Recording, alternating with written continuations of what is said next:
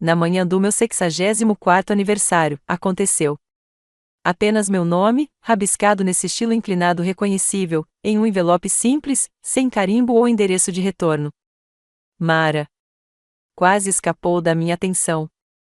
Para se encaixar nas faturas e circulares, ele havia sido empurrado sob a porta da frente. Algo sobre a caligrafia fez meu estômago girar, mesmo que o envelope não parecesse muito digno de nota. Antes de pegá-lo, minha mão pairou sobre ela por um momento. Meu coração já estava batendo mais rapidamente. Embora o sol da manhã estivesse brilhando pelas janelas da sala, eu me senti estranhamente frio quando me sentei no sofá e o abri cuidadosamente. Um cartão de aniversário básico com flores em aquarela e uma letra azul suave que dizia "Desejando a você paz e alegria" estava dentro. O fato de eu não ter experimentado tranquilidade há anos não me impediu de respirar. No interior, era caligrafia. Eu estava ciente. Cada linha, cada loop. Quando éramos mais jovens, Elis me escreveu pequenas mensagens no meu almoço. Lembre-se de sorrir. Chegue em casa com segurança. Eu já sinto sua falta. Fazia 20 anos desde a última vez que vi sua escrita. E de repente estava lá, olhando para mim. Mara, feliz aniversário. Eu nunca fui embora. Confira o porão. O cartão escorregou do meu alcance e aterrissou no tapete. O sangue na minha cara começou a acabar. Eu estava imóvel. Nem é capaz de piscar. Meus pensamentos estavam correndo simultaneamente em todas as direções. Meu cônjuge, Elis, está ausente desde 2005. Seu automóvel foi descoberto abandonado perto do rio pelos policiais. Eles encontraram sua aliança de casamento, telefone e carteira lá dentro. Todos, menos ele. Fui informado de que provavelmente era suicídio. Eles afirmaram que a corrente era forte. Em vários casos, os corpos nunca mais voltaram. Tivemos um caixão vazio e um serviço memorial. Silêncio, caçarolas e amigos. Eu lamei-o. Eu o detestei. Eu o perdoei. Eu estava sofrendo mais uma vez. Então, com 1 milhão de problemas não resolvidos, morei sozinho pelos próximos 20 anos. E agora é isso. Segurando o cartão como se estivesse prestes a me queimar, eu aceitei de novo. Eu virei para ver o que mais havia lá. Essa frase, escrita em um estilo que apenas Elis poderia escrever, sem data ou assinatura. Eu nunca fui embora. Eu tinha uma boca seca. Eu me peguei cuidadosamente e me movi em direção ao espelho do corredor. Me examinou. Minha imagem permaneceu inalterada. Atordoado, mas nem mais jovem nem mais velho. Não, isso deve ser uma brincadeira, eu disse. Mas não havia ninguém para me brincar. Eu não mantive mais amigos íntimos.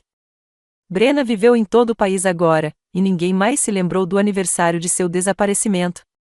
Fui até a porta da frente, abri, olhei para cima e para baixo na rua. Ninguém, apenas a brisa farfalhando nas árvores, um jornal perdido ainda deitado na garagem. Quem poderia ter colocado lá? Quem faria? Meu coração bateu em meus ouvidos enquanto olhava para o envelope novamente. Eu me virei e encarei o corredor que levou ao porão. Esse porão ficou em silêncio por 2 décadas. Eu não tinha feito mais do que varrer 1 ou 2 vezes por ano. Eu não precisava de espaço de armazenamento. Eu não precisava de lembretes. Mas agora tudo o que eu conseguia pensar era: o que ele quis dizer? Olhe no porão. Era uma metáfora, uma ameaça, um grito de ajuda? Eu não queria ir lá, não sozinho, nem sem respostas. Mas eu também não conseguia ignorá-lo. E no fundo, sob o pânico e o choque, havia outra coisa. Ter esperança. Não é o tipo inocente e alegre. Não. Essa esperança tinha bordas irregulares. Isso fez meu estômago girar, mas estava lá da mesma forma. Respirei, peguei a lanterna da gaveta e fui para a porta do porão. Minha mão tremia quando eu peguei o botão. O que quer que eu estivesse prestes a encontrar, uma coisa era certa. Minha história, a história que eu contei por 20 anos, estava prestes a mudar. Em 2004, se você tivesse me pedido para descrever minha vida, eu o chamaria de comum, talvez até chato, mas da melhor maneira possível. Eu tinha 43 anos, casado por mais de 2 décadas com Elise Granger, um homem que dobrava as meias com precisão militar e sempre deixava 2 goles de café na panela como se fosse algum tipo de ritual. Morávamos em uma modesta casa de 3 quartos em um subúrbio tranquilo da Pensilvânia, longe o suficiente da cidade para ouvir grilos à noite. Elise era professora de história do ensino médio, amada pelos alunos por seus trocadilhos e obsessão por curiosidades presidenciais. Ele nunca se esqueceu de desligar o forno, sempre arrebatava as folhas antes da primeira geada e não acreditava em substituir as coisas até que elas realmente se desfez. Isso incluiu nossa máquina de lavar louça de 15 anos e, alguns podem dizer que nosso casamento. Mas nós trabalhamos. Nós nos entendemos. Nós não lutamos. Não é do tipo alto, de qualquer maneira. Tomamos decisões juntas. Planejamos férias em torno dos intervalos da escola de Brenna. Tínhamos rotinas, rituais e que brinco apenas nós dois entendemos. Eu estava trabalhando meio período na biblioteca local naquela época. Meu mundo era pequeno, mas pacífico. As manhãs começaram com Elise lendo o jornal e eu fazendo o almoço, sempre peru e suíço, fatias de maçã e um biscoito de manteiga de amendoim que eu sabia que ele daria a um aluno que parecia que precisava de um. As noites estavam mais silenciosas, jantar, pratos e depois sentado na varanda enquanto ele classificava papéis, e eu leio romances misteriosos. Nossa filha, Brenna, esteve em seu 2º ano na faculdade em Vermont, com especialização em ciências ambientais. Ela ligou 2 vezes por semana, sempre com uma nova atualização sobre compostagem ou protestos, ou um professor que ela admirava. Sentia falta dela terrivelmente, mas estava orgulhoso. Elise também foi, embora nunca tenha dito isso como eu.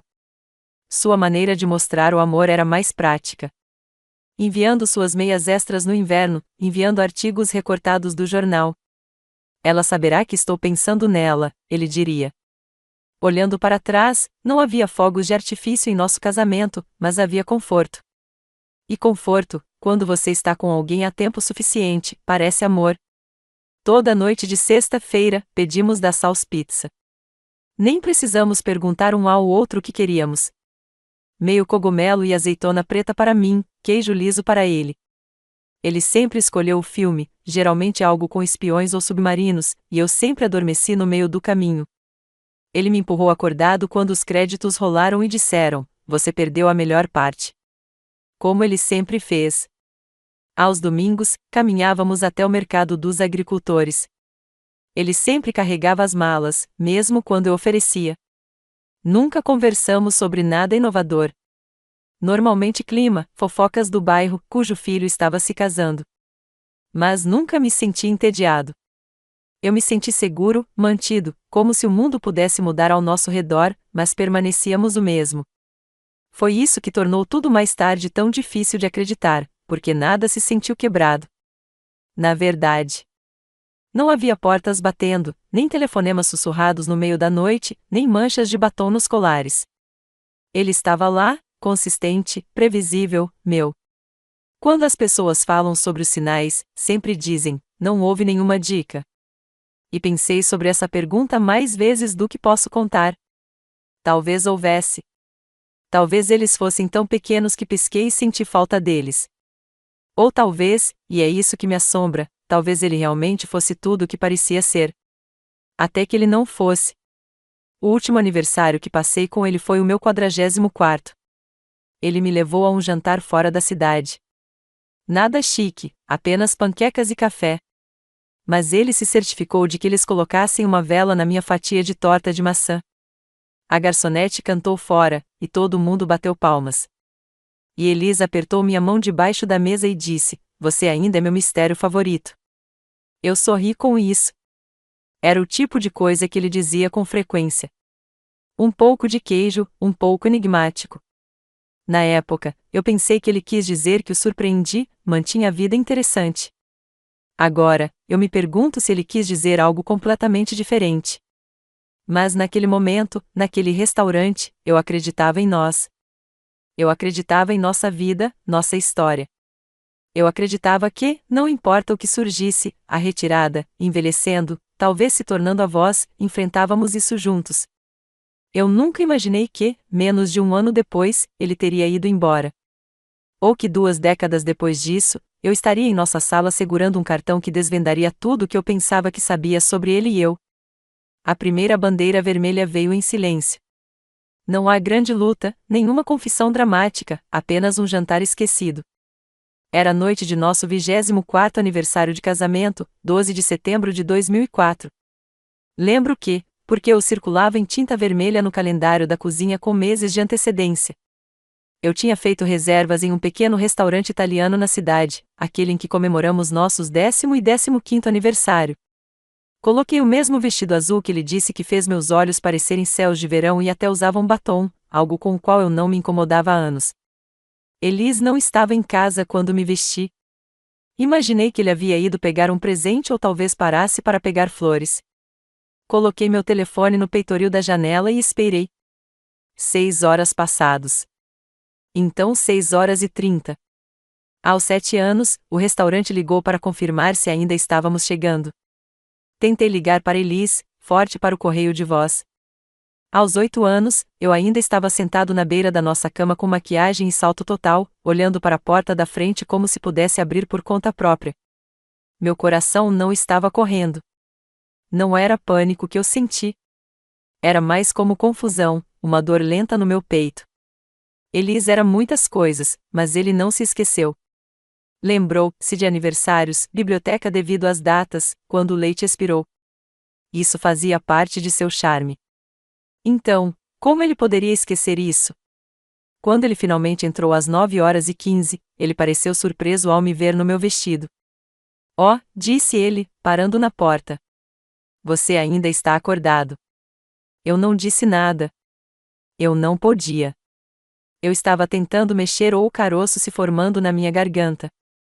Eu tive uma reunião, continuou ele, tirando a jaqueta. Problema dos pais. A mãe do Williams Kid entrou e não saiu. Perdi a noção do tempo. Sem desculpas, apenas isso. Como se isso explicasse tudo. Eu olhei para ele. Realmente olhou.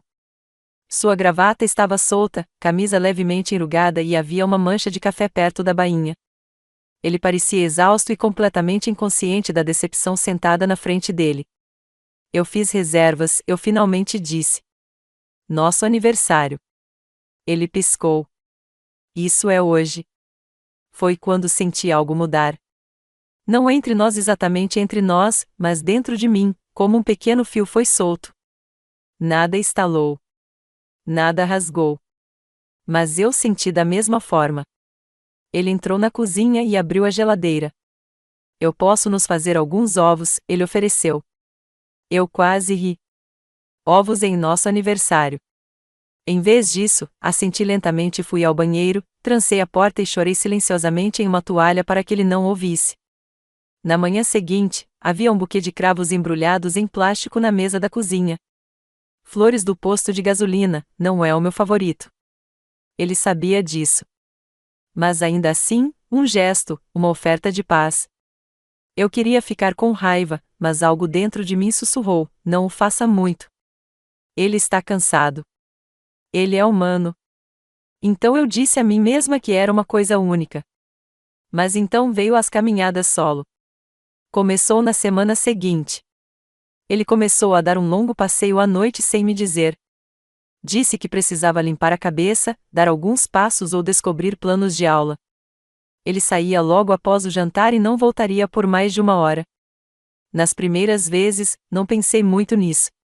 Todo mundo precisa de tempo sozinho.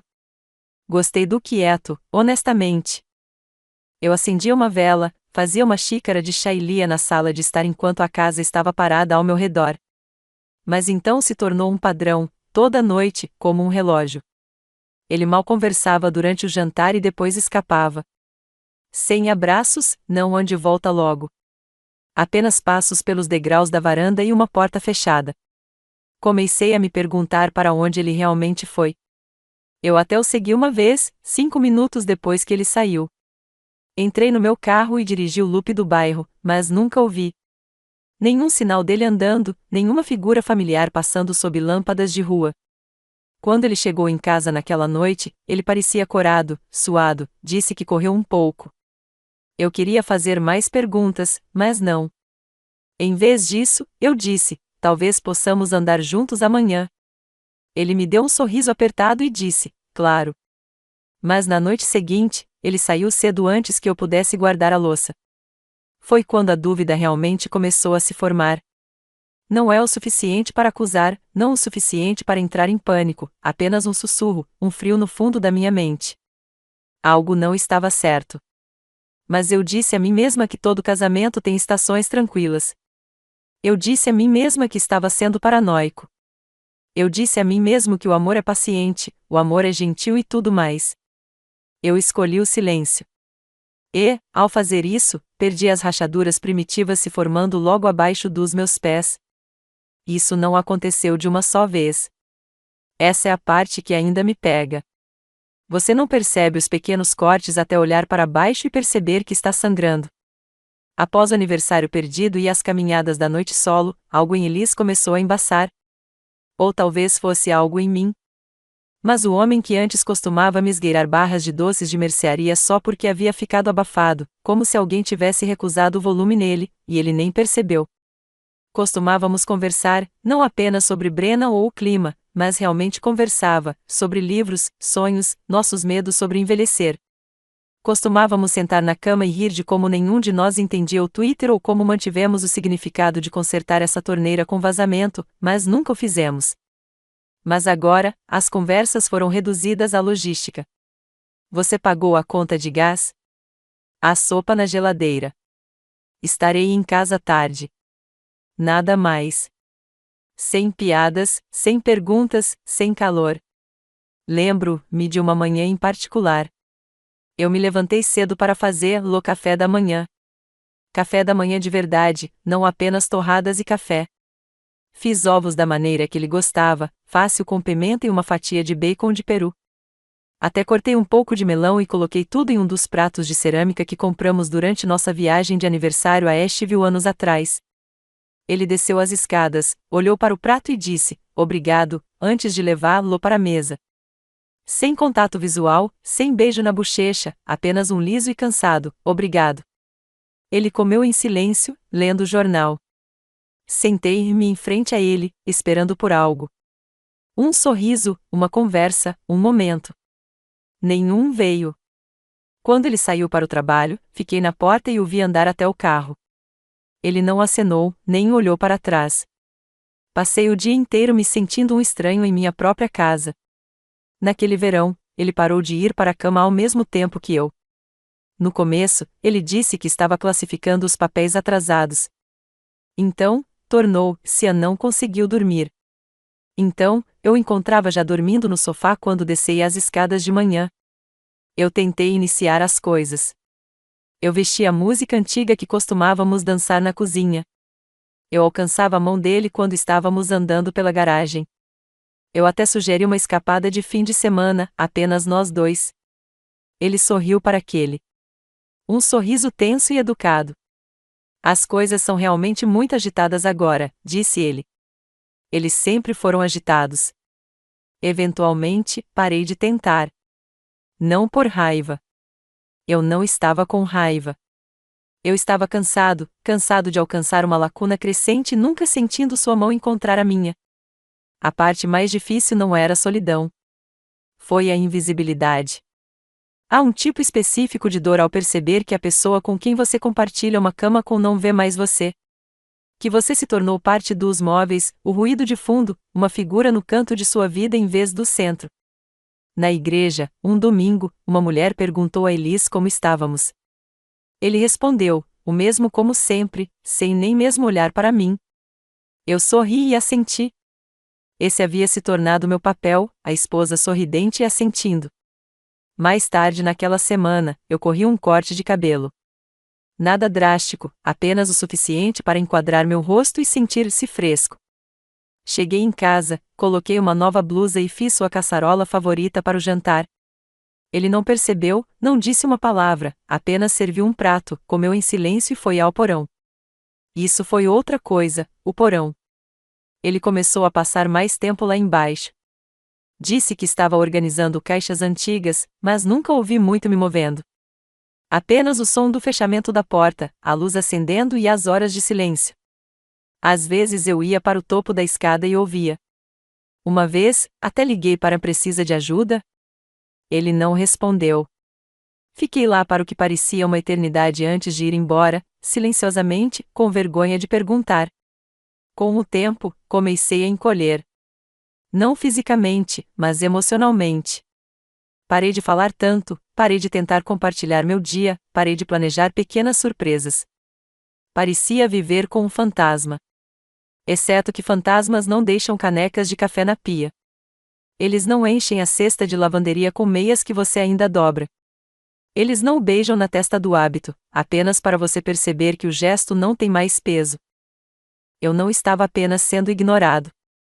Eu estava sendo apagado, peça por peça, e ainda assim me disse que os casamentos passavam por fases.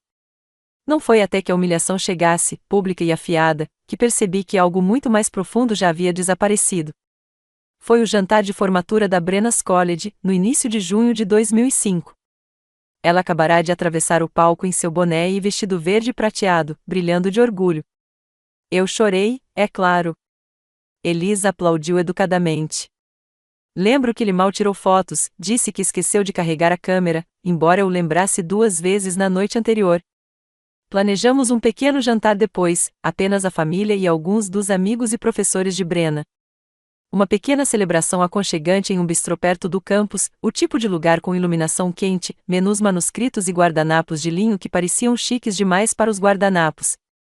Eu usava uma blusa de creme macio, a favorita de Brenna, e trouxe uma pulseira para ela com 4 pequenas folhas de prata, uma por anos que ela havia conseguido.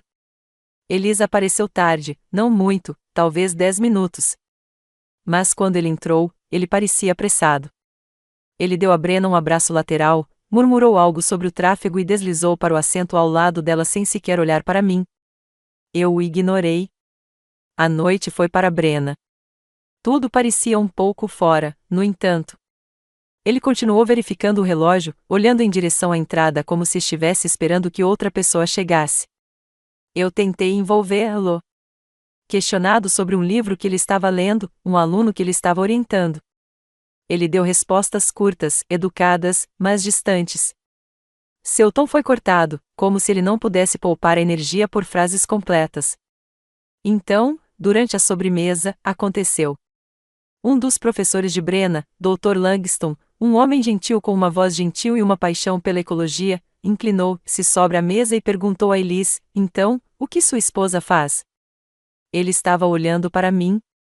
Antes que eu pudesse abrir minha boca, Elise respondeu: ela é apenas a esposa. Ele disse isso com uma risada, um pouco de ombros, como se fosse inofensivo, como se fosse uma piada que todos entenderiam.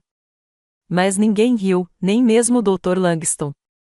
Ele apenas piscou e deu um sorriso apertado antes de mudar de assunto. Senti o sangue nascer no meu rosto. Eu não tinha certeza do que fazer. Olhei para Brenna, que estava franzindo a testa para o pai. Ela olhou para mim, quase se desculpando, como se tivesse feito algo errado. Minha garganta se apertou. Eu empurrei meu prato de sobremesa um pouco para longe, de repente enjoado. Elise não percebeu. O resto da noite embaçado. As conversas zumbiam ao meu redor, mas eu senti como se estivesse sob vidro, sorrindo quando deveria, assentindo, rindo de piadas que não ouvi. Meus ouvidos estavam tocando com essas palavras: apenas a esposa. Continuei repetindo-o na minha cabeça, o tom, a facilidade, a demissão casual da vida que eu lhe dera, de quem eu era. Eu não era um estranho. Eu era a mulher que havia criado nossa filha, que mantinha nossa casa correndo, apoiou sua carreira, o confortou quando ele perdeu os pais, editou todas as cartas de apresentação que ele já havia enviado. Eu era a pessoa que o amava muito antes que qualquer uma dessas pessoas soubessem seu nome, e agora eu era apenas a esposa. Quando o cheque chegou, eu a peguei. Minhas mãos tremiam quando eu puxei minha carteira da minha bolsa. Elise não se ofereceu para dividi-lo. Ele apenas se inclinou e disse: você tem isso, certo? Como se não tivéssemos sido casados há quase um quarto de século. Esse foi o momento em que algo em mim rachou. Limpo e irreversível. Não era o dinheiro. Nem sequer as palavras. Foi a maneira como ele os disse. Com completa indiferença, como se eu fosse um acessório para a noite dele, como se eu pudesse ter sido alguém. Naquela noite, chorei no banheiro do nosso quarto de hotel, pressionando meu rosto em uma toalha para abafar o som. Ele não bateu, não perguntou se eu estava bem. Ele foi para a cama. Deito no chão de ladrilhos frios por quase uma hora, ouvindo o zumbido do ar-condicionado e tentando lembrar da última vez que me sentia como seu parceiro em vez de seu espaço reservado.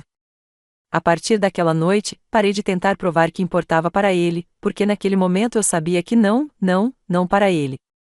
E essa percepção foi o começo da minha partida silenciosa, mesmo antes de partir para sempre. Após o jantar de formatura de Brenna, algo mudou entre Elise e eu que nunca mudou de volta. Parei de perguntar para onde ele estava indo à noite. Parei de lembrar-lo de nossas ligações semanais com Brenna. Parei de fazer café para dois. Não foi uma luta. Não havia portas batidas, ameaças, ultimatos, apenas silêncio, um desdobramento mútuo silencioso. Ele passou mais tempo lá embaixo no porão, muito mais do que antes. Às vezes, ele emergia empoeirado e distraído, resmungando algo sobre as caixas reorganizadas. Outras vezes, eu nem o ouvia voltar. Comecei a ir para a cama sozinha regularmente, deixando a luz do corredor acesa sem saber se ele já havia chegado para a cama. Eventualmente, parei de ligar a luz. Naquela primavera, comecei a me sentir como um convidado em minha própria casa. Ainda compartilhamos o mesmo espaço, mas passamos um para o outro como estranhos em uma parada de ônibus. Eu estaria dobrando a roupa na sala de estar, e ele passava pela cesta de roupas sem dizer uma palavra. Eu preparava o jantar e deixava sua porção no micro-ondas. Às vezes ele comia, às vezes não. Uma tarde, cheguei em casa do supermercado e descobri que Elisa havia limpado o armário do corredor. Nem tudo isso, apenas minhas coisas. Minha capa de chuva, minhas luvas de jardinagem, o cachecol que Brenna trocou para mim no último Natal, tudo dobrado e empilhado ordenadamente em uma caixa de papelão na porta. Quando perguntei sobre isso, ele disse categoricamente: eu precisava de mais espaço.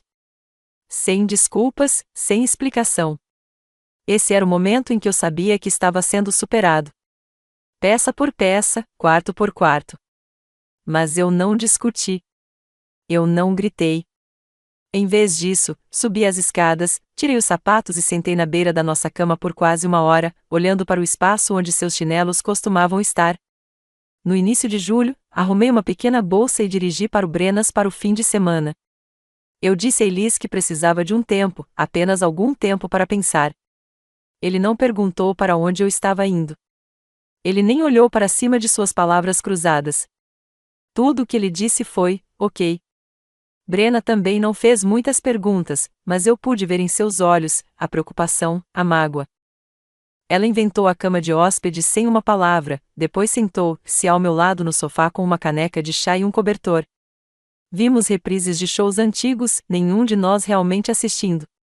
Acho que nós dois sabíamos que não estava voltando para a mesma vida. E, no entanto, voltei para casa no domingo à noite. Abri a porta da frente para encontrar as luzes apagadas, a TV ainda acesa e um prato de comida deixado intocado no balcão. Elise não estava lá. A casa estava tão quieta que parecia ter esquecido como respirar. Fiquei na cozinha por um longo tempo, esperando por algo.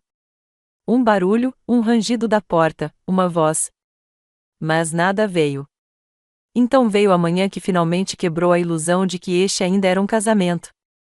Era terça-feira, 21 de junho.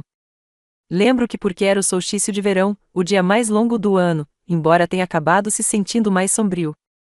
Elise disse que estava indo para a loja para pegar leite.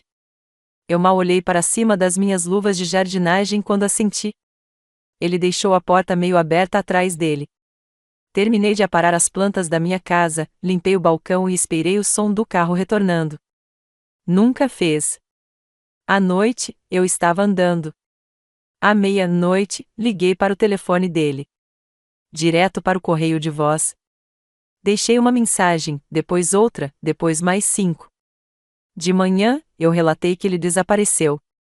Sua carteira foi encontrada 2 dias depois no banco da frente do carro, estacionou uma estrada de terra a 1 hora ao norte. As chaves ainda estavam na ignição. Não havia sinais de luta, pegadas, testemunhas. A polícia disse que parecia suicídio. Ele pode ter entrado no rio. Eles me disseram às vezes as pessoas escolhem pontos remotos para a privacidade. Mas ele não deixou nenhuma nota, nenhum aviso, nem adeus. Apenas uma escova de dentes no banheiro, um par de sapatos na porta dos fundos e uma cama vazia que permaneceria assim por anos. Todo mundo assumiu que eu tinha terminado. Que eu seguisse, venderia a casa, reconstruía, curaria, mas não o fiz, porque não estava com raiva. Eu nem estava quebrado. Eu estava vazio, silenciosamente quebrado. E isso foi de alguma forma pior. Depois que Elis desapareceu, o tempo parou de significar qualquer coisa. As primeiras semanas foram um borrão de perguntas, simpatia e caçarolas. Pessoas com quem eu não falava há anos enviados cartões. Brenna entrou e ficou por um tempo. Os vizinhos cortaram meu gramado sem perguntar. As damas da igreja deixaram o assado de macarrão de atum e o sapateiro de pêssego com orações manuscritas gravadas nas tampas da folha. Mas no segundo mês, as ligações diminuíram a velocidade. No terceiro, as pessoas pararam de pedir atualizações. Você superará isso, eles diriam, ou pior, talvez seja uma bênção disfarçada. Ninguém diz isso em voz alta para uma viúva. Mas eu não era uma viúva. Não tecnicamente. Eu era outra coisa. Algo mais difícil de definir. Uma esposa sem marido. Uma vida em pausa. Uma pergunta sem resposta. Eu não tinha um funeral. Não imediatamente. Durante meses, me recusei a acreditar que ele se foi. Meu cérebro continuou torcendo a lógica em nós. Talvez ele tenha tido um colapso. Talvez ele estivesse em um hospital com amnésia. Talvez ele fugisse e se arrependeu. Toda vez que o telefone tocava, uma pequena parte de mim pensava que seria ele, explicando, se desculpando, voltando para casa. Mas o telefone só trouxe contas, operadores de telemarketing ou pior, silêncio. Eventualmente, eu cedi à pressão. Realizamos um memorial. Sem corpo, apenas uma foto emoldurada de Elis de nossas últimas férias nos Poconos, de pé em uma doca, acenando, sorrindo como se nada estivesse errado. Fiquei ao lado dessa foto e apertou a mão de pessoas que me disseram o quão forte eu era. Não me lembro de nada que eu disse. Só me lembro do peso do meu vestido preto e de como Brenna agarrou minha mão com tanta força que deixou marcas crescentes na minha pele. Após o culto, fui para casa e me arrastei na cama com todas as minhas roupas ainda. Eu olhei para o ventilador de teto e o ouvi. Clique, clique, clique como transformado, hipnotizando minha inquietude. Parei de responder à porta, parei de verificar o correio, parei de ir ao supermercado. Minha geladeira cheia de sobras mimadas e iogurte expirado. Eu sobrevivi em salgados, pêssegos enlatados e chá preto. Às vezes eu não comia nada. Eu deixei o jardim ir. As ervas daninhas ficaram selvagens, rastejando sobre o caminho de pedra que havíamos deitado juntos anos atrás. Eu os vi engolirem as flores uma a uma da janela da cozinha, cansadas demais para detê-las. À noite, eu sentava na cadeira dele perto da lareira, segurando uma de suas antigas moletons como se ainda pudesse carregar seu perfume. Não. Cheirava a poeira e amaciante de tecido. Ainda assim, eu segurei. Às vezes falava com isso, fazia perguntas que ninguém poderia responder. Por que você foi? Você me odiava? Eu perdi alguma coisa? A casa gemeu e se estabeleceu ao meu redor, como se tivesse sua própria dor de suportar. O pior de tudo foi o porão. Eu evitei como se fosse assombrado. Aquela porta ficou fechada por meses. Eu disse a mim mesma que era apenas armazenamento, apenas desordem, apenas sombras. Mas no fundo, eu não conseguia abalar a sensação de que algo vivia lá embaixo. Não Elis, não literalmente, mas a versão dele eu nunca poderia alcançar. As respostas, a verdade, sua ausência preencheram esse espaço como um nevoeiro. Na única vez em que caí, só fiz 3 passos antes de voltar. O ar estava muito pesado, o silêncio muito alto. Quando chegou o primeiro aniversário de seu desaparecimento, eu não saí de casa há semanas. Minhas roupas pendiam de mim. Meu reflexo parecia um estranho, pálido, cansado, mais velho do que eu lembrava de ser. Naquela noite, sentei-me à mesa da cozinha com uma única vela iluminada. Me derramei um copo de vinho e torrada a cadeira vazia em frente a mim. Feliz aniversário, eu sussurrei. Minha voz rachou na segunda palavra. Então eu explodi a vela. E por um momento, considerei explodir todo o resto também. Eu não. Não porque eu era forte, mas porque estava entorpecido demais para me mover. Eu havia chegado ao fundo, e não era fogo ou caos ou gritando. Estava quieto. Era o tipo de silêncio que você não pode se encher de música, oração ou caçarolas. Foi o silêncio de saber que você nunca foi realmente visto. E agora não havia um saiu para ver você. Eu não sabia isso então, mas algo em mim já havia começado a mudar. Muito lentamente, silenciosamente. Naquele poço de silêncio, uma semente havia sido plantada. E anos depois, floresceria com uma única linha em um cartão de aniversário que mudaria tudo. O cartão chegou na manhã do meu 64º aniversário, escorregou embaixo da porta como um segredo que ninguém queria entregar pessoalmente. Até então, a vida havia retomado. Não é a vida que tive uma vez, mas uma versão mais silenciosa. Passei meus dias jardinando, lendo, evitando os quartos que ainda ecoavam com o fantasma de Elis. Eu não esperava mais muito dos aniversários. Apenas uma ligação de Brena, talvez uma fatia de bolo, se eu me lembrasse de assar um. Naquela manhã, eu estava na cozinha fazendo chá quando vi o envelope no chão. Sem carimbo, sem endereço, apenas meu nome, Mara, escrito em caligrafia que eu não via há 20 anos. Fiquei congelado, olhando para ele por tanto tempo, a chaleira começou a gritar atrás de mim. O apito me chamou, mas meus olhos ficaram trancados no envelope. Meus dedos tremeram quando eu o peguei, descascando-o lentamente se abrindo como se pudesse explodir. No interior, havia um cartão de aniversário, pastel genérico, barato, mas as palavras dentro fizeram meus joelhos furar. Feliz aniversário, Mara. Eu nunca saí. Olhe no porão. Larguei o cartão, não porque estava com medo, não exatamente, mas porque a sala parecia ter inclinado para o lado, como a gravidade havia mudado sem aviso prévio. Eu tinha passado 2 décadas acreditando que Liz estava morto. 20 anos imaginando seus momentos finais, imaginando um rio, um corpo perdido para a corrente e o tempo. 20 anos construindo fechamento de silêncio, e agora isso. A caligrafia era inconfundível. Ele sempre escrevia sua capital com uma curva dramática e fazia seu minúsculo e como minúsculos 3 para trás. Eu costumava provocá-lo quando ele assinou cartões de Natal. Lá estava novamente. Cada carta perfeita, toda curva uma acusação. Eu apertei a borda do balcão, tentando firmar minha respiração. Eu pensei em toda explicação racional. Uma piada doente, uma falsificação, talvez Brena tentando me encerrar com alguma intervenção elaborada. Mas ninguém mais conhecia a caligrafia de Elis como eu. E ninguém mais sabia a verdade sobre o que nunca encontramos naquele porão.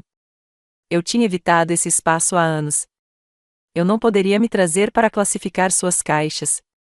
Não foi possível suportar as memórias abarrotadas entre álbuns de fotos empoeirados e fitas VHS rachadas.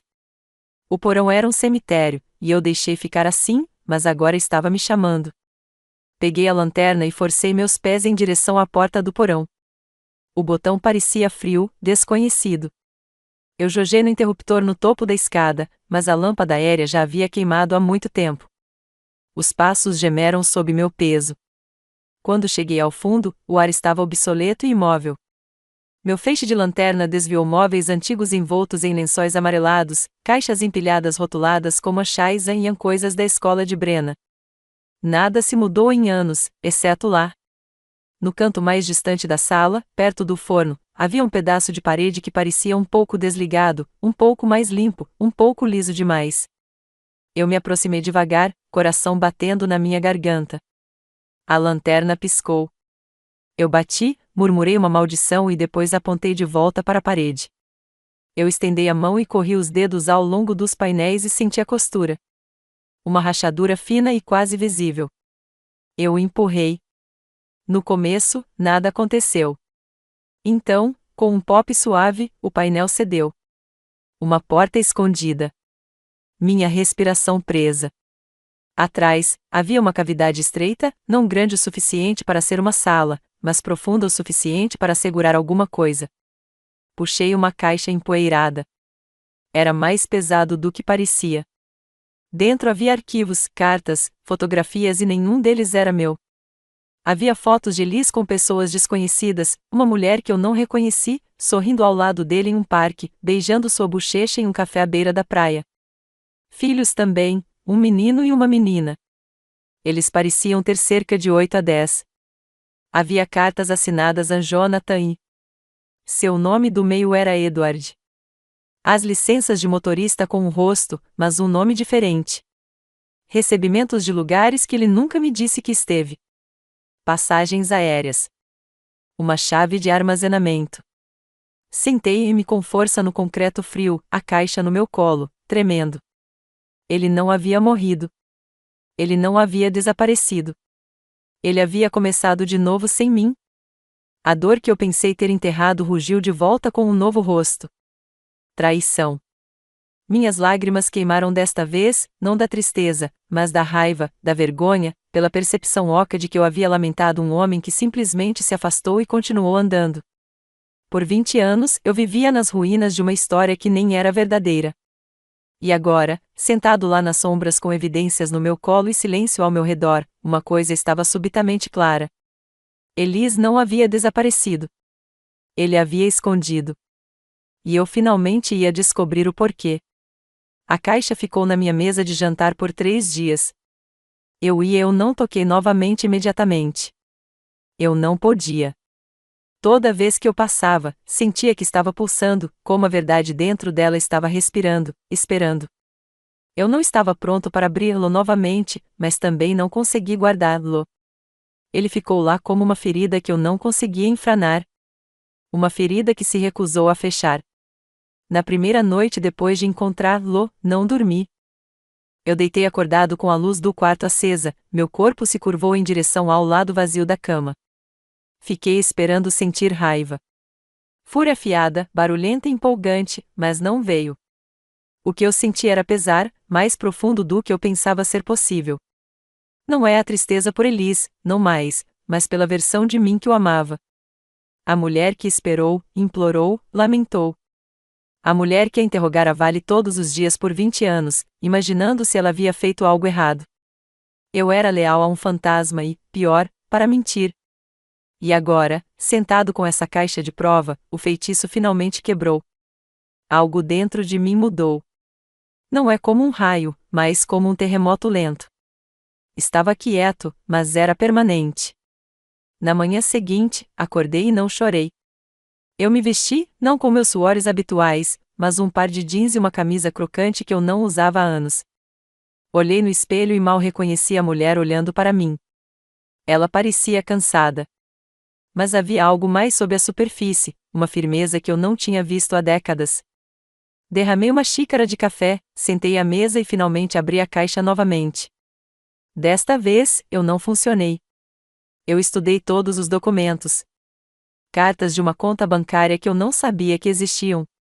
Um contrato de arrendamento de Minnesota, assinado com um nome que não era exatamente o dele. E Garrison. Fotos de festas de aniversário com crianças que pareciam muito com Elis para negar. Uma fotografia pegou minha respiração. Ele segurando uma criança em seus braços, sorrindo. A criança estava com o queixo. Eu não simplesmente não apagou. Eu havia sido substituído. Mas, em vez de deixar isso me esclarecer novamente, senti uma estranha lavagem calma sobre mim. Porque agora eu sabia que não tinha falhado com ele. Ele não estava quebrado. Ele não desapareceu no ar ou vítima de depressão ou tragédia. Ele escolheu ir embora, escolhido outra vida, escolhido para me deixar acreditar que ele estava morto em vez de me oferecer a dignidade de um adeus. E essa escolha não tinha mais poder sobre mim. Comecei a ver as coisas de maneira diferente, não apenas sobre ele, mas sobre mim. Passei 2 décadas escurecendo minha própria luz, convencida de que de alguma forma o afastou. Eu me tornei pequeno, quieto, cauteloso. Eu havia construído uma vida em silêncio, andando cuidadosamente por todos os dias como se pudesse quebrar debaixo de mim. Mas agora percebi que nunca fui eu quem precisava de consertar. Elis tinha sido covarde, desonesto, fraco, e eu ainda estava aqui. Eu ainda estava de pé. Essa percepção veio com força inesperada. Levantei-me da mesa, fui até o armário do corredor e peguei a caixa de coisas que ele havia empacotado todos esses anos atrás. Minha velha capa de chuva, o lenço que Brenna me tricotou, as luvas que ele disse uma vez me fizeram parecer alguém que pertencia a um romance. Eu os descompactei. Eu pendurei o casaco no gancho na porta. Enrolei o lenço em volta do meu pescoço e fui dar um passeio.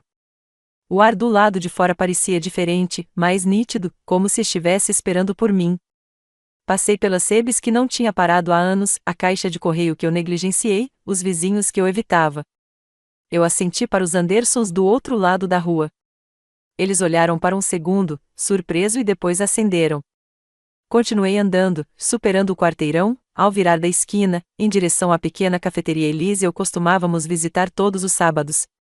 Eu não entrei, ainda não. Mas fiquei do lado de fora e olhei para a reflexão na janela. E pela primeira vez em anos, vi uma mulher voltando à vida. Não por causa de Elise, mas apesar dele. Não contei a ninguém o que eu encontrei. Não Brenna, nem os vizinhos, nem mesmo as mulheres no círculo de coxas que eu recentemente comecei a participar novamente. Do lado de fora, eu ainda era viúva tranquila com uma rotina previsível. Chá há 7 anos, jardinagem às 10 horas, compras de supermercado toda quinta-feira. Mas por dentro, algo despertou, e eu não estava colocando de volta a dormir. Comecei a me preparar silenciosamente, não por vingança, nem mesmo por amargura. Eu não estava interessado em um confronto dramático ou iluminando sua vida em chamas. O que eu queria era verdade e controle. Eu passei 20 anos flutuando em um nevoeiro que alguém me deixou. Agora eu estava construindo um caminho de volta ao solo sólido, um passo silencioso de cada vez. Primeiro, fiz cópias. Cada foto, cada documento, cada peça da vida oculta de Elise que encontrei no porão foi digitalizada e salva para uma unidade USB. Eu rotulei a pasta Reparos da casa, caso alguém já olhasse para o meu computador. Depois, imprimi um segundo conjunto e o guardei em uma gaveta trancada no quarto de hóspedes. Aquele que Elise nunca gostou, aquele com o CR piso E e a vista do beco. Em seguida, contratei um investigador particular. Não é um desses tipos de TV em casacos e óculos de sol, apenas uma mulher quieta e afiada chamada Denise, que operava em um modesto escritório no centro da cidade. Ela não fez perguntas desnecessárias, apenas assentiu quando entreguei a ela a pasta de identidades falsas, registros bancários e acordos de aluguel e disse: "Acredito que meu marido está vivo. Gostaria de saber onde ele está e que nome está usando." Sua única resposta: "Você terá em 10 dias." Naquela noite, dormi mais profundamente do que em anos. Durante os dias que se seguiram, fiz mudanças sutis. Eu me encontrei com um advogado, disse que estava revisando documentos antigos apenas por precaução. Conversamos sobre vontades, direitos de propriedade e as implicações muito específicas de um cônjuge fingindo sua morte. Eu não disse o nome de Elise, mas vi a cintilação aos olhos do advogado quando sugeri a fraude de longo prazo. Ele me deu um número para um colega especializado em direito da família e disse: "Quando você estiver pronto, ligue para ela." Eu assenti. Em casa, limpei o porão. Quero dizer, realmente limpou. Organizei caixas, doei o que não precisava e empacotei as roupas velhas de Elise em sacos de lixo sem vacilar. Encontrei mais pistas ao longo do caminho. Slips de banco recheado dentro de livros antigos. Uma nota rabiscou em um guardanapo em um idioma que eu não conseguia entender.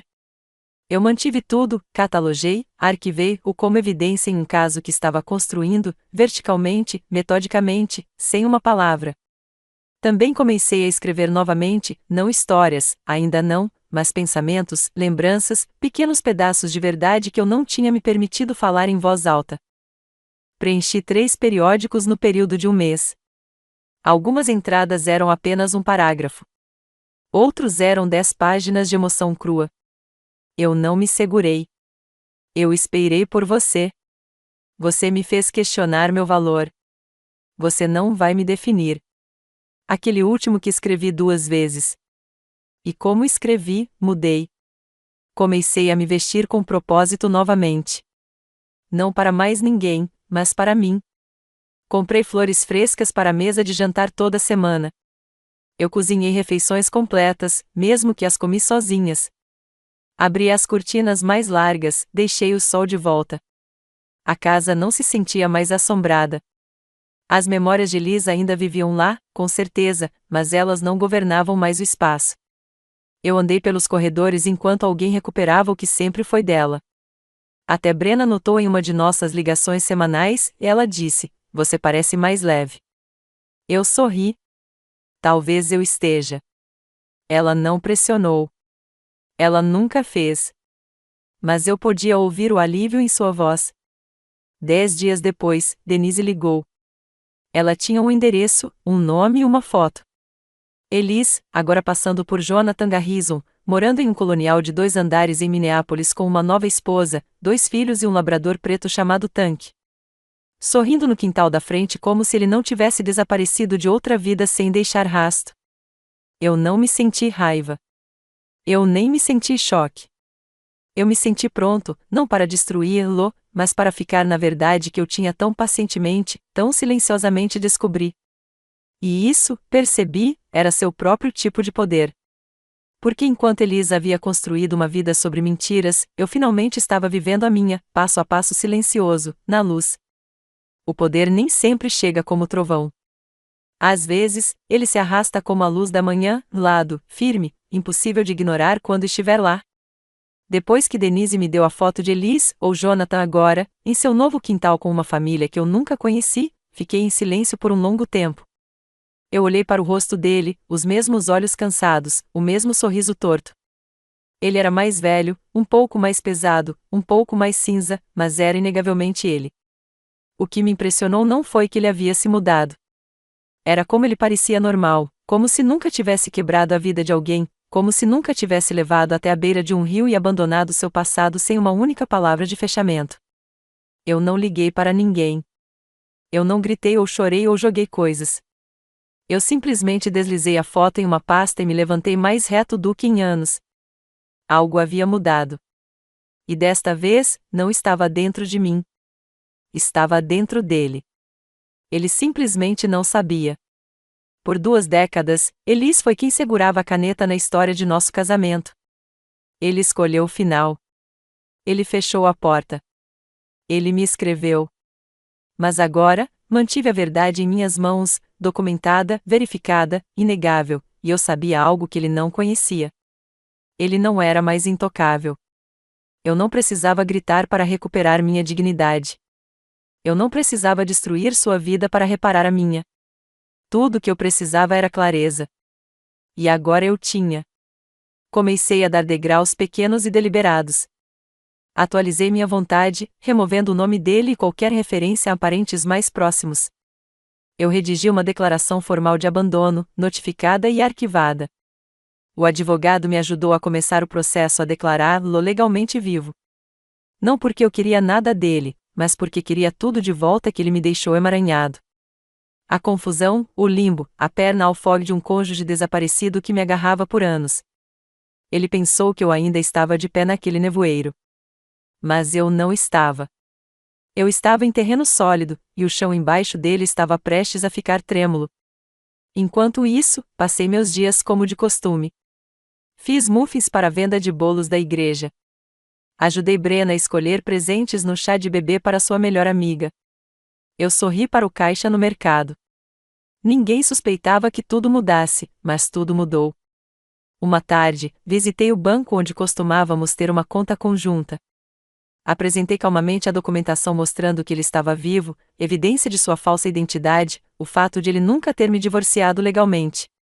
O banqueiro parecia atordoado, mas profissional. Ela me agradeceu pelos registros e me disse que encaminhariam o caso ao departamento de fraude. Saí me sentindo mais alto. Não vitorioso, apenas certo. Eu não precisava de vingança. O que eu queria era a verdade para viver onde mentiras se enraizaram. A palha final veio a Brenna, embora ela não soubesse. Ela ligou uma noite e disse: "Você não vai acreditar nisso, mãe." Recebi um e-mail de alguém chamado John Garrison. Ele disse que costumava conhecer o pai. Eu congelou. Ele disse mais alguma coisa? Eu perguntei calmamente. Só que ele se deparou com meu nome e queria fazer o check-in. Estranho, certo? Pedi a ela para me encaminhar o e-mail. E quando eu li, o tom, o idioma, o calor desajeitado, eu sabia exatamente quem o havia escrito. Elise. Ele estava tentando circular de volta. Talvez a curiosidade tenha conseguido o melhor dele. Talvez culpa. Ou talvez ele sentisse algo no ar, um tremor na fundação da vida secreta que havia construído. Eu não contei a verdade a Brenna. Ainda não. Em vez disso, enviei uma carta para ele. Sem endereço de retorno. Apenas uma mensagem digitada escondida em um envelope branco simples. Eu encontrei a caixa. Eu sei tudo. Não entre em contato com Brenna novamente. Você pode ter me deixado, mas finalmente te deixei. Sem ameaças, sem pedidos, apenas clareza. Eu o imaginei abrindo. O pânico, o reconhecimento de que a mulher que ele apagou agora estava do lado de fora do alcance de seu silêncio. E pela primeira vez, ele estaria se perguntando o que veio a seguir. O equilíbrio havia mudado, não com um estrondo, mas com uma verdade que não podia mais ser enterrada. Não foi a raiva que me levou a esse banco no parque. Não era vingança ou despeito ou até curiosidade. Era o fechamento, uma palavra que eu costumava revirar os olhos, mas agora entendi com uma espécie de clareza sagrada. Eu não queria gritar com Elise. Eu não queria dar um tapa nele ou exigir uma explicação que eu sabia que ele nunca poderia dar. Eu só queria que ele me visse, o verdadeiro eu, a mulher que ele tentou apagar. Depois que enviei a carta, encontrei a caixa. Eu sei de tudo. Ele esperou 6 dias antes de chegar. Um e-mail simples, sem linha de assunto, apenas 3 linhas de texto. Por favor, deixe-me explicar. Eu nunca quis te machucar. Podemos nos encontrar? Eu olhei para a tela por um longo tempo. Então eu digitei de volta, 1 hora.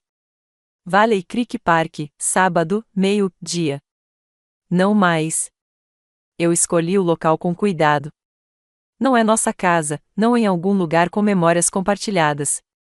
Escolhi um lugar neutro, aberto e público, mas silencioso o suficiente para que a verdade se instalasse.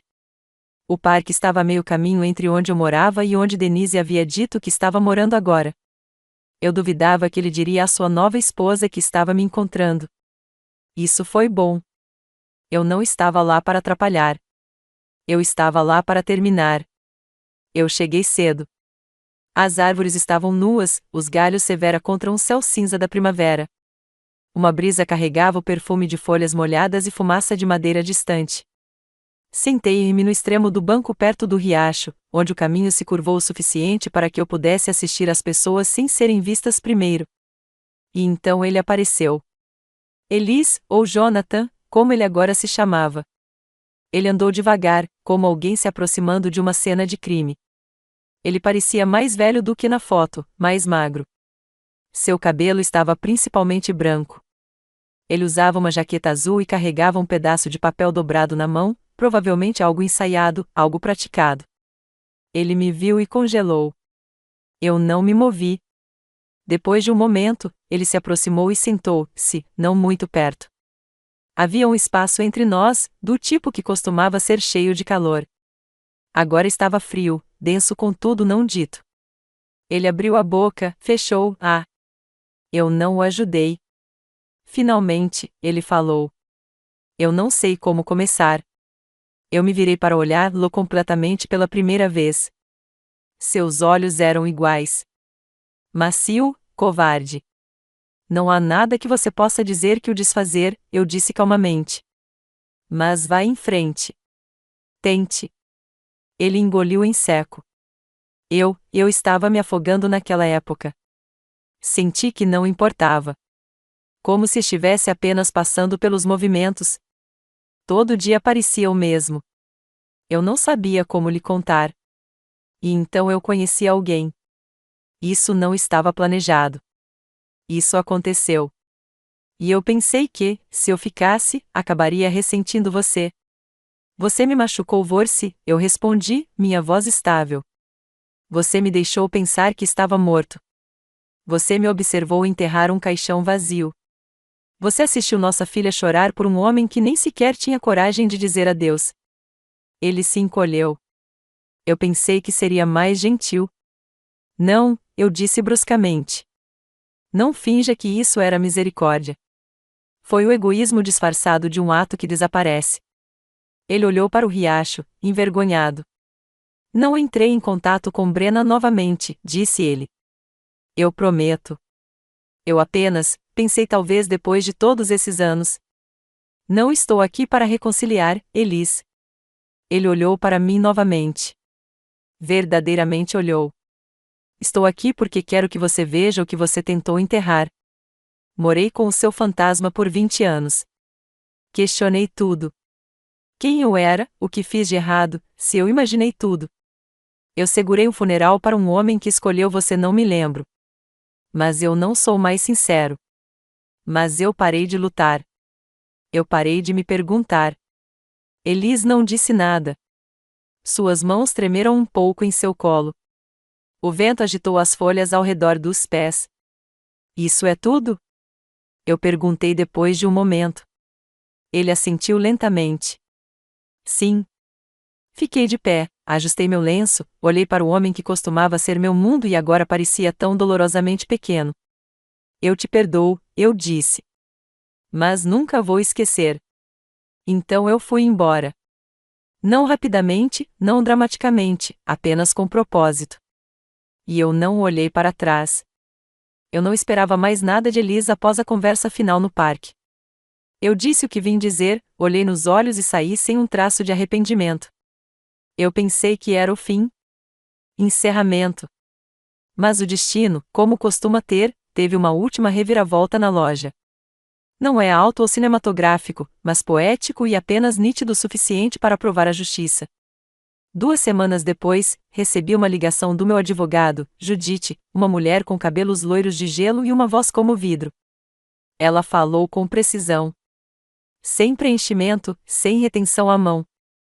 Exatamente o tipo de pessoa que você deseja quando está tentando desembaraçar 20 anos de silêncio e papelada. Mara, disse ela, você precisa entrar. Recebemos documentos relacionados ao segundo casamento do Sr. Granger, ou, como devo dizer agora, casamento ilegítimo. Sentei-me no escritório dela no final da semana, a mesma pasta de Manila em repouso entre nós que eu havia dado a ela meses antes, agora engordou com descobertas e assinaturas legais. Ele nunca pediu o divórcio, disse ela, folheando as páginas. Aos olhos do Estado, você ainda é sua esposa legal. Eu olhei para ela. Então, ele cometeu bigamia. Sim. E não apenas isso, ele abriu várias contas financeiras conjuntas sob uma identidade falsa enquanto ainda é legalmente casado com você, o que poderia ser considerado fraude. Fraude tributária, falsificação de identidade, possivelmente até fraude de seguro, dependendo de quais reivindicações foram feitas sob sua morte. Meu primeiro instinto foi a descrença. Depois de toda a dor, o silêncio, o abandono, ele foi o único a quebrar a lei o tempo todo. Você quer apresentar queixa? Judith perguntou. Eu parei. O pensamento do drama do tribunal, de arrastar sua segunda família pela lama, fez meu estômago girar. Eu não queria punir pessoas inocentes. Eu não queria me tornar o monstro que ele temia o suficiente para fingir seu próprio desaparecimento. Não, eu disse, não quero um julgamento. Quero uma declaração e quero que ele perca o direito de continuar vivendo essa mentira. Ela assentiu. Então podemos registrar uma petição civil. Você estaria dentro de seus direitos de anular o segundo casamento, recuperar a propriedade e enviar um registro formal que invalida qualquer reivindicação legal que ele tenha feito sob falsa pretensão. 2 semanas depois, Elise, ou melhor, Jonathan, recebeu um aviso formal. A petição despojou seu segundo casamento de status legal. Suas contas bancárias foram sinalizadas para revisão. Seu nome entrou em um registro de fraude, com cuidado, cuidadosamente, sem alarde. A vida que ele construiu sobre os ossos do meu sofrimento começou a se desfazer. Mas essa não foi a parte que parecia justiça. Chegou o dia em que recebi uma carta pelo correio, não de Elise, dela. Mara Garrison, a mulher que ele se casou sob falsos pretextos, a mulher que por quase 20 anos viveu a vida que pensei ter perdido. A carta foi manuscrita, cautelosa, respeitosa. Começou assim: eu não te conheço, mas devo um pedido de desculpas. Ela explicou como Elise confessou tudo a ela depois de receber o aviso legal. Ela estava devastada, não apenas pela mentira, mas as décadas de traição, pela maneira como ele desapareceu de uma vida inteira e deixou outra mulher carregar o peso de sua ausência. Ela disse que encontrou os arquivos que ele mantinha escondido, as anotações que haviam descoberto anos depois. Ela o confrontou e ele finalmente admitiu a verdade completa. Ela escreveu: eu me casei com um homem que eu realmente não conhecia. E você viveu uma vida se perguntando para onde ele foi. Lamento minha parte nisso, mesmo que não tenha conhecimento. Eu quero você sabe que ele se foi agora. Eu pedi que ele fosse embora. As crianças e eu estaremos reconstruindo, assim como você fez. Espero que um dia sua história lhe traga paz. Eu li a carta 3 vezes. Cada vez, o peso no meu peito levantava um pouco mais. Ele havia perdido tudo. Não porque eu exigi, mas porque mentiras não ficam enterradas. Mesmo quando escondidos atrás de novos nomes, novos sorrisos, novos códigos postais. Eu nunca falei com ele novamente. Eu não precisava. Ele havia sido exposto, não com violência, não com escândalo, mas com verdade tranquila e inegável. Essa era a justiça que eu nunca soube que precisava.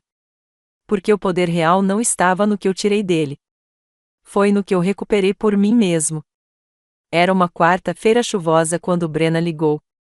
Eu estava na cozinha, limpando os balcões depois de assar um lote de biscoito de limão, o tipo que Liz costumava amar, mas nunca me agradeceu. Hoje em dia, eu as assando por mim mesmo, não tentando mais agradar um fantasma. Meu telefone zumbiu. O nome de Brenna iluminou a tela. Ei, querida, eu disse, pressionando-o no meu ouvido. Sua voz era extraordinariamente macia. Oi, mãe. Você está ocupado? Acabei de fazer assar, respondi, sentindo algo em seu tom. O que está acontecendo? Ela hesitou por um segundo e depois disse isso. Recebi uma carta do pai. O tempo não parou. Na verdade não, mas algo dentro de mim fez. Desliguei a torneira da pia, enxugei as mãos em uma toalha e sentei na mesa da cozinha. Uma carta? Eu perguntei gentilmente. Sim, apenas algumas páginas, manuscritas, sem endereço de retorno. Ele disse que estava seguindo minha vida de longe e que esperava que um dia eu o perdoasse. Ele disse que nunca parou de me amar. Eu fechei os olhos. O fato de ele ter tido a audácia de alcançar depois de tudo não me surpreendeu, mas ainda doeu. O que você achou? Eu perguntei com cuidado. Ela suspirou. Eu não respondi. Acho que não vou. Honestamente, estou apenas confuso. Ele quer perdão, mas não um relacionamento. Ele diz que sente muito, mas nunca explica por que ele foi embora. Isso parece certo, eu disse suavemente. Houve silêncio na linha. Então ela disse algo que eu não esperava. Você já pensou que ele voltaria? Pensei nisso, não em termos de esperança. Isso havia morrido há muito tempo, mas em termos de expectativa, se eu realmente acreditei que Elisa apareceria um dia, bateu na porta e dizia que ele havia cometido um erro. Eu admiti. Durante muito tempo, eu costumava imaginar a campainha tocando, ele parado ali com lágrimas e desculpas e alguma história sobre perder a cabeça ou precisar começar de novo. Escrevi conversas inteiras na minha cabeça que nunca aconteceram. Então percebi que não queria que ele voltasse. Por que não? Ela perguntou. Porque eu finalmente comecei a gostar da mulher que estava me tornando sem ele. Brenna ficou quieta novamente. Eu podia ouvir o peso dessa declaração se estabelecendo sobre ela. Eu sempre me perguntei o que você não estava me dizendo, disse ela. Quando eu era mais jovem, pensei que talvez fosse doloroso demais para você falar, mas acho que entendi agora. Você estava me protegendo da verdade feia. Eu assenti, mesmo que ela não pudesse me ver. Eu não queria que você carregasse sua ausência como um fardo. Eu queria que você vivesse sua vida livremente, não perseguindo uma sombra ou se ressentindo dele. Ele fez sua escolha. Eu não queria que ela roubasse sua alegria também. Sua voz rachou um pouco. Você nunca disse nada ruim sobre ele. Eu sei, mas isso não significa que eu pensei coisas boas. Ela deu uma meia risada. Você é mais forte do que eu jamais percebi, mãe. Não, eu disse, não tenho mais medo da verdade. Conversamos por mais 1 hora, não sobre Elise, mas sobre seu trabalho, seu cachorro, seu último drama do clube do livro, apenas mãe e filha, confortáveis e inteiros. Depois que desligamos, fui para o jardim. A chuva parou, deixando tudo brilhando e novo. Andei lentamente entre as fileiras de lavanda e alecrim, respirando na terra molhada. Eu não precisava de Brenna para escolher lados. Eu não precisava que ela odiasse o pai dela ou mesmo confronte. O que importava foi que ela me viu agora, não como alguém frágil ou trágico, mas como alguém que passou pelo fogo e saiu limpo do outro lado. Mais tarde naquela noite, acendi uma vela na sala de estar, derramei um copo de vinho e li uma carta que escrevi, mas nunca enviei. Era para Elise. Eu o escrevi meses atrás, depois de encontrar a caixa. Terminou com uma linha: você desapareceu, mas eu não. E era a verdade. Ele desapareceu de nossas vidas. Mas eu tinha permanecido. Eu tinha crescido. E agora, finalmente, minha filha me viu, não como alguém que foi deixado, mas como alguém que havia se levantado. 1 ano se passou desde que o cartão de aniversário deslizou embaixo da minha porta, mudando tudo. As estações vieram e se foram, cada uma descascando outra camada de quem eu costumava ser. E agora, mais uma vez no topo da escada do porão, não senti mais medo. Eu virei na luz. Ele pisou uma vez antes de cantarolando para a vida. Eu não tinha chegado muito aqui desde que encontrei a caixa escondida. Somente quando eu precisava de algo do armazenamento ou para limpar os últimos remanescentes do ato de fuga cuidadosamente encenado de Elise. Mas esta noite parecia diferente. Não foi uma tarefa. Foi um fechamento. Desça lentamente, meus passos estáveis. O espaço estava limpo agora, liberado de teias de aranha e desordem. O perfume mofado havia desaparecido, substituído por saquetas de lavanda e tinta fresca. Eu havia reaproveitado o canto mais distante, aquele com a parede falsa, em um pequeno recanto de leitura, uma poltrona velha, uma lâmpada, um tapete de tecido. Nada elaborado, mas era meu. Sentei-me na cadeira e olhei em volta, meus dedos enrolados em torno de uma xícara de chá de hortelã-pimenta. Uma chuva macia bateu na pequena janela perto do teto. A mesma janela que eu costumava evitar olhar, com medo de refletir o rosto de alguém que desapareceu. Não mais. Pensei na mulher que costumava ser, aquela que estava neste espaço com as mãos trêmulas e uma caixa cheia de traição no colo dela. Ela viveu de luto, não apenas por um homem, mas para uma versão inteira de sua vida que nunca existiu. E eu lamentava por ela, não com tristeza, mas com respeito, porque ela sobreviveu ao que poderia tê-la escavado completamente. Ela não apenas suportou o silêncio, ela construiu uma nova voz dentro dela. Eu costumava pensar que o fechamento significava respostas, uma confissão, um final perfeito de círculo completo. Mas agora eu sei melhor. O fechamento é uma escolha. Está andando pela mesma porta que uma vez o quebrou e percebendo que não possui mais poder. Passei anos morando com meia luz, na ponta dos pés em torno da dor, esperando por algo que nunca voltaria. Elise havia escrito sua própria saída, pensando que poderia sair sem consequências. Mas a verdade tem uma maneira de surgir. Nem sempre com drama, mas com certeza.